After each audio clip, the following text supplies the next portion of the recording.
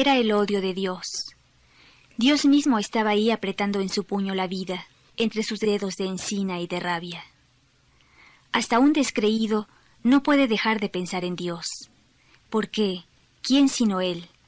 ¿Quién sino una cosa sin forma, sin principio ni fin, sin medida, puede cerrar las puertas de tal manera? Todas las puertas cerradas en nombre de Dios.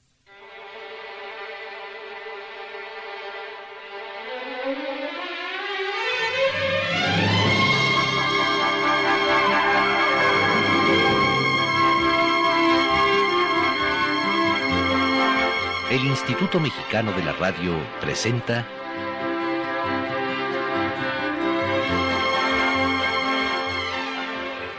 Fantasías en Carrusel.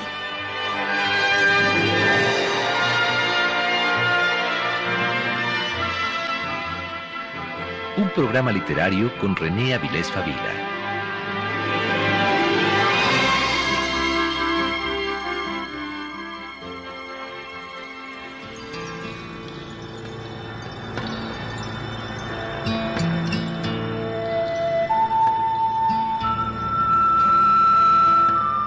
Buenas noches.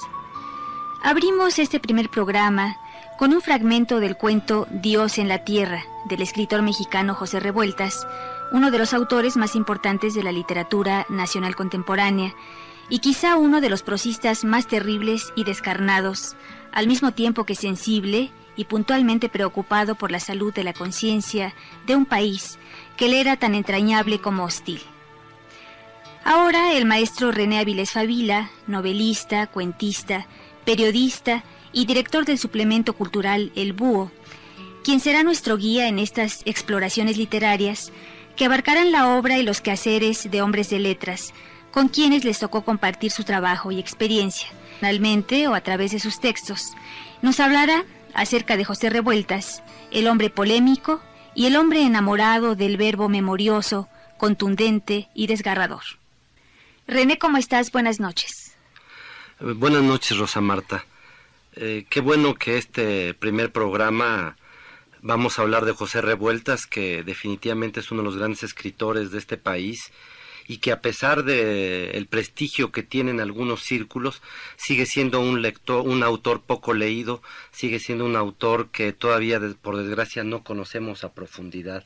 Espero que este programa sirva como una introducción a lo que es el trabajo extraordinario de Revueltas.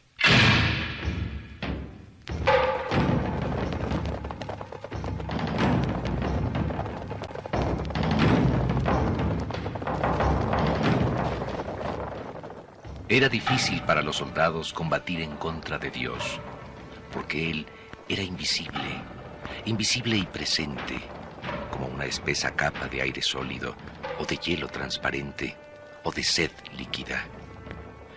¿Y cómo son los soldados? Tienen unos rostros morenos de tierra labrantía, tiernos, y unos gestos de niños inconscientemente crueles. Su autoridad no les viene de nada. La tomaron en préstamo, quién sabe de dónde, y prefieren morir como si fueran de paso por todos los lugares y les diera un poco de vergüenza todo. Llegaban a los pueblos solo con cierto asombro, como si se hubieran echado encima todos los caminos y los trajeran ahí, en sus polainas de lona o en sus paliacates rojos, donde mudas aún quedaban las tortillas crujientes como matas secas. ¡Los federales! ¡Los federales! ¡Ahí vienen los federales!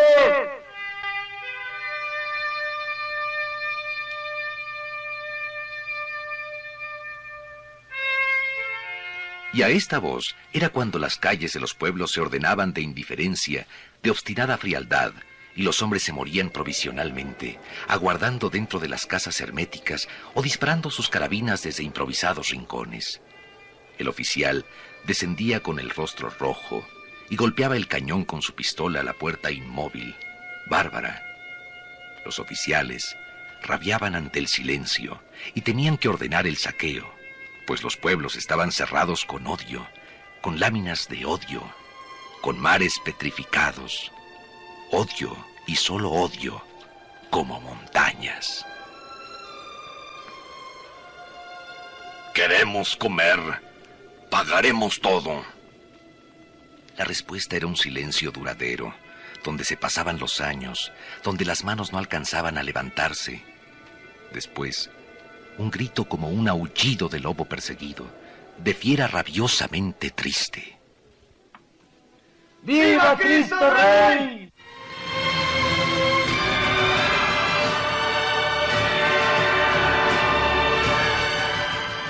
Era un rey. ¿Quién era? ¿Por qué caminos espantosos? La tropa podía caminar leguas y más leguas sin detenerse. Los soldados podían comerse los unos a los otros. Dios había tapiado las casas y había quemado los campos para que no hubiese ni descanso, ni abrigo, ni aliento, ni semilla. René, yo comenzaría por preguntarte, ¿cuáles serían los antecedentes? ¿Dónde localizar los orígenes de este lenguaje que hurga en las heridas, que incluso las crea? ¿En qué momento la risa de Dios, en la obra de Revueltas, se transformó en una mueca? Yo pienso que fue su tiempo.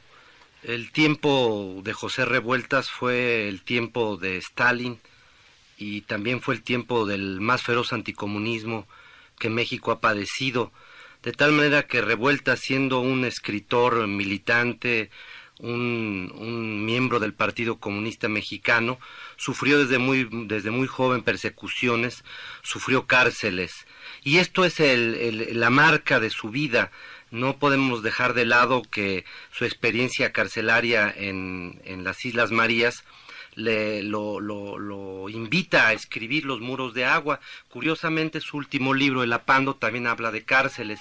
Es quizás, junto con Siqueiros, uno de los hombres que más sufrieron la persecución del Estado mexicano.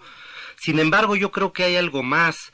En el caso de Revueltas está también la lectura de los rusos que le eran tan caros, autores como Dostoyevsky, como Tolstoy, y desde luego la Biblia. Yo creo que son obras claves para que José Revueltas deje en efecto la risa y transforme su literatura en una terrible mueca.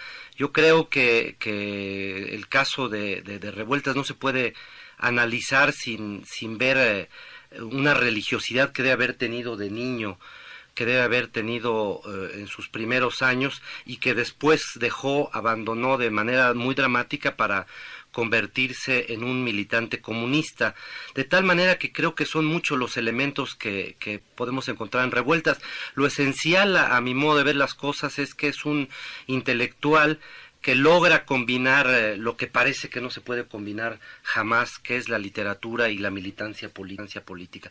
Tal vez Siqueiros también lo haya logrado hacer, pero nadie con tanta claridad, con tanto amor, con tanta pasión como José Revueltas. Creo que para él debe haber sido terrible su militancia comunista. Creo que debe haber sido una carga que pesaba sobre sus espaldas de una manera dramática, muy impresionante, pero no me explico aún Revueltas sin esta carga política, este deseo, esta avidez de militancia, de acción política. Era un hombre que amaba las revoluciones, que amaba los grandes cambios, siempre estaba pendiente de ellos, y la prueba es que nunca deja al mismo tiempo de escribir grandes libros, grandes novelas, grandes cuentos, tampoco deja de militar. El problema también es exactamente las persecuciones que él recibe y que reciben los suyos, pero él es un caso aún más dramático porque sus propios compañeros, sus propios camaradas lo van a perseguir. No se sabe con exactitud porque esa parte no la hemos analizado con verdadera seriedad y responsabilidad. ¿Qué Revueltas es más perseguido? ¿El que persiguen el Estado, el que persiguen los gobiernos anticomunistas de su época, o el que es perseguido por sus propios camaradas?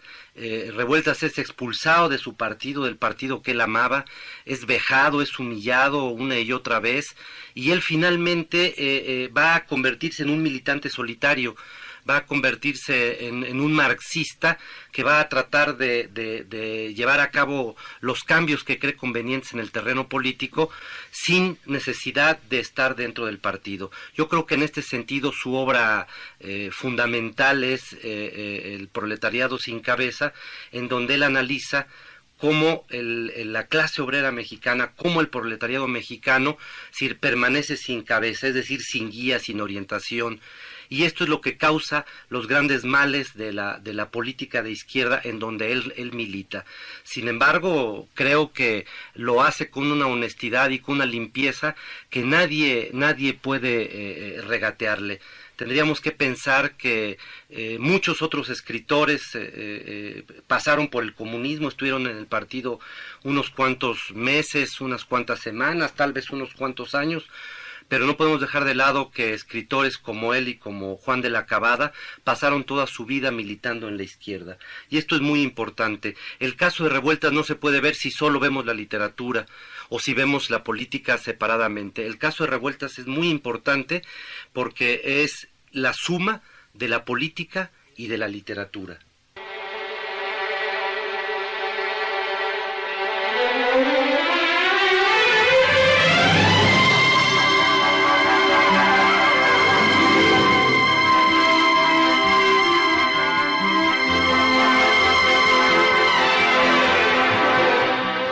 Todavía lejos, allá, el teniente Medina, sobre su cabalgadura, meditaba. Sus soldados eran grises, parecían cactos crecidos en una tierra sin más vegetación, cactos que podían estar ahí sin que lloviera, bajo los rayos del sol. Debían tener sed, sin embargo, porque escupían pastoso, aunque preferían tragarse la saliva como un consuelo. Se trataba de una saliva gruesa y noble, que ya sabía mal, que ya sabía a lengua calcinada, a trapo, a dientes sucios. La sed era un anhelo como de sexo. El agua se convierte entonces en algo más grande que la mujer o que los hijos, más grande que el mundo, y nos dejaríamos cortar una mano o un pie o los testículos por hundirnos en la claridad y respirar su frescura, aunque después muriésemos. ¡Adelante!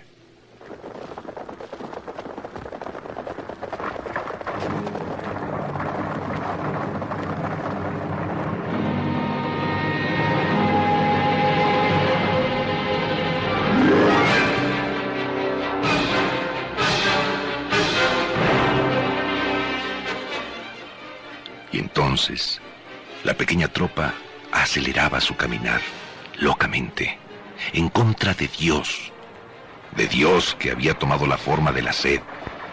Dios. En todo lugar, ahí, entre los cactus, caliente, de fuego infernal en las entrañas, para que no lo olvidasen nunca, nunca, para siempre, jamás.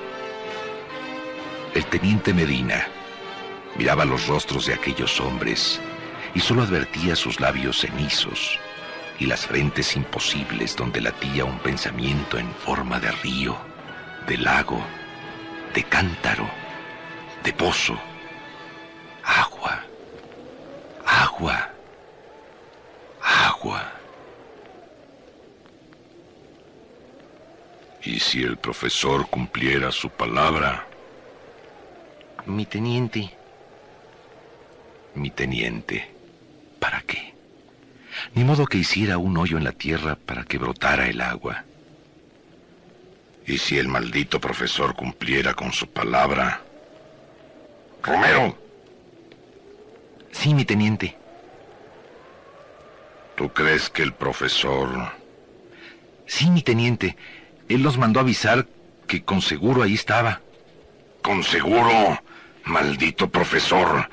Más vale que aparezca y nos lleve el agua buena.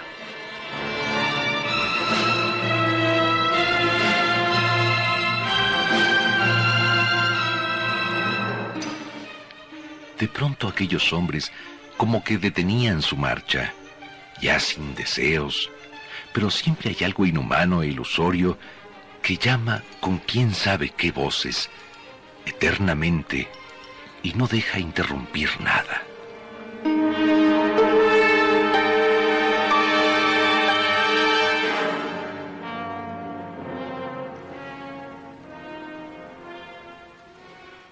René, sabemos que tú tuviste estrecha relación con José Revueltas.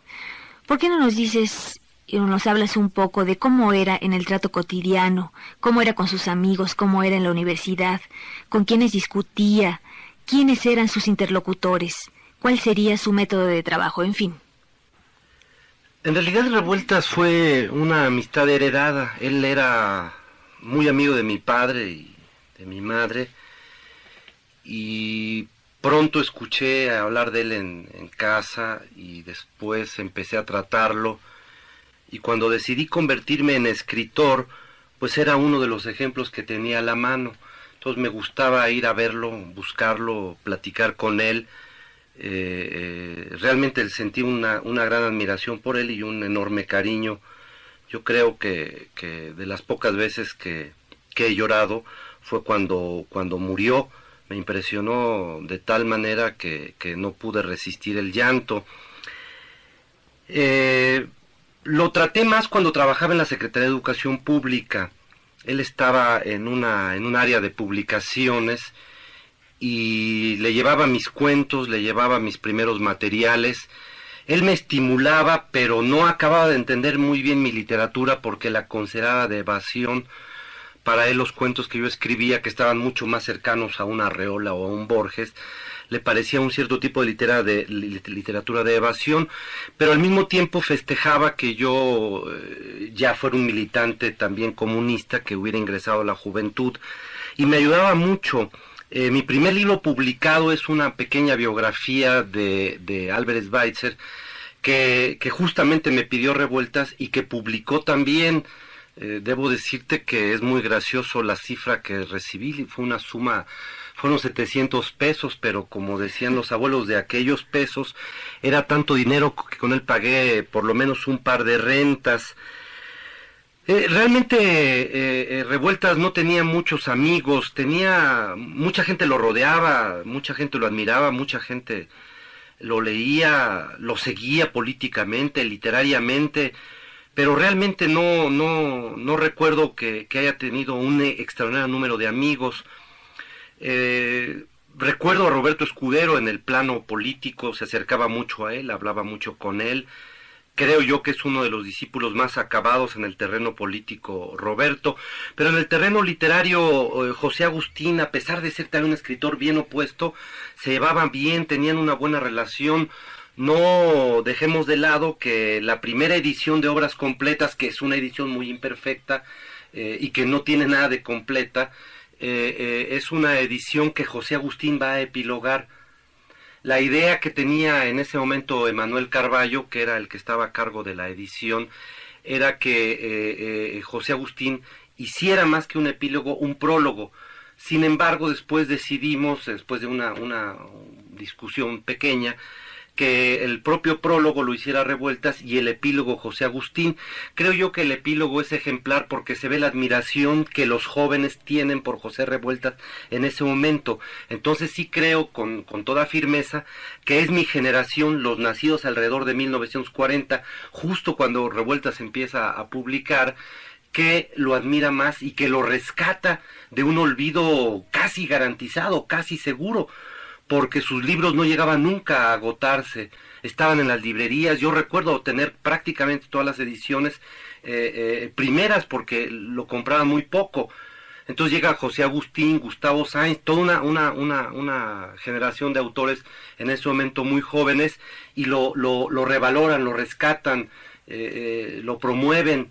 Creo yo que cuando Revueltas está en sus últimos días, en sus últimas semanas, quienes más lo visitan son los jóvenes, ya no sus viejos camaradas, ni sus amigos, muchos ya habían muerto, otros tenían una enorme distancia por sus cargos políticos, porque se habían burocratizado, o porque simplemente habían pasado a otras situaciones políticas.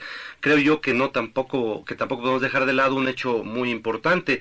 De la generación de Revueltas, la generación Taller, pues muerto Efraín Huerta, prácticamente queda solo en la militancia izquierdista, porque los otros dos distinguidos miembros son Rafael Solana y Octavio Paz, que nunca tuvieron nada que ver con la militancia partidista comunista.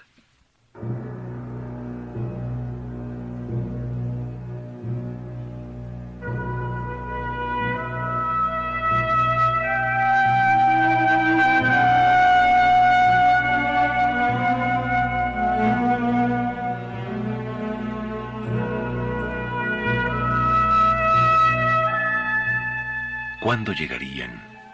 ¿Cuándo y cómo? Dos entidades opuestas, enemigas, diversamente constituidas, aguardaban allá. Una masa nacida de la furia, horrorosamente falta de ojos, sin labios, solo con un rostro inmutable, imperecedero, donde no había más que de golpe un trueno anhelante, cuyo corazón latía sin cesar, sobresaltado, para darles agua, para darles un líquido puro, extraordinario por las gargantas y llegaría a las venas alegre, estremecido y cantando. El teniente balanceaba la cabeza, mirando cómo las orejas del caballo ponían una especie de signos de admiración al paisaje seco y hostil. Signos de admiración, sí, de admiración y de asombro, de profunda alegría, de sonoro y vital entusiasmo, porque no era aquel punto, un hombre, el profesor, ¿no? Romero, junto al huizache, ¿distingues algo? Una masa que de lejos parecía blanca, estaba ahí compacta, de ser fea, brutal, porfiada como una maldición. Cristo Rey era otra vez Dios, cuyos brazos apretaban la tierra como dos tenazas de cólera. Dios vivo y enojado, iracundo, ciego como él mismo, como no puede ser más que Dios, que cuando baja tiene un solo ojo en mitad de la frente, no para ver, sino para arrojar rayos e incendiar, castigar, vencer. En la periferia de la masa, entre los hombres que estaban en las casas fronteras, todavía se ignoraba qué era. Sí es. No es verdad. No. Ay de los vencidos. Aquí no había nadie ya, sino el castigo. La ley terrible que no perdona ni a la 20ª generación, ni a la 100ª, ni al género humano, que no perdona, que juró vengarse, que juró no dar punto de reposo, que juró cerrar todas las puertas, tapiar ventanas, oscurecer el cielo y sobre el azul del lago superior, de agua aérea, colocar un manto púrpura e impenetrable. Dios está aquí de nuevo, para que tiemblen los pecadores. Dios está defendiendo su iglesia, su gran iglesia sin agua, su iglesia de piedra, su iglesia de siglos. Grita viva Cristo Rey, grítalo para que te escuchen todos, para que te oiga Dios. ¡Viva Cristo Rey! En medio de aquella masa blanca, apareció de pronto el punto negro de un cuerpo desmadejado, triste, perseguido. Era el profesor. Estaba ciego de angustia, loco de terror, pálido y verde en medio de la masa. De todos lados era golpeado, sin el menor orden o sistema, conforme el odio espontáneo salía. Les dio agua a los federales, el muy desgraciado. Agua. Aquel líquido transparente de donde se formó el mundo. Agua. Nada menos que la vida. ¡Traidor! ¡Traidor! ¡Traidor!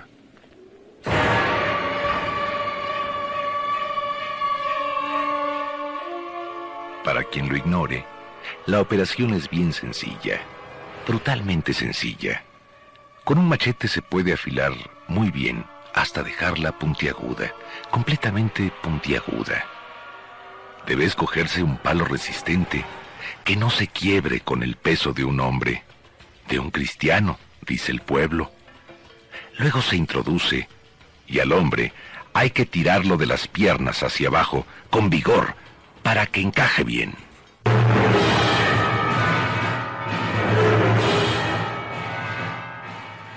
De lejos, el maestro parecía un espantapájaros sobre su estaca, agitándose como si lo moviera el viento que ya corría, llevando la voz profunda, ciclópea de Dios que había pasado por la tierra.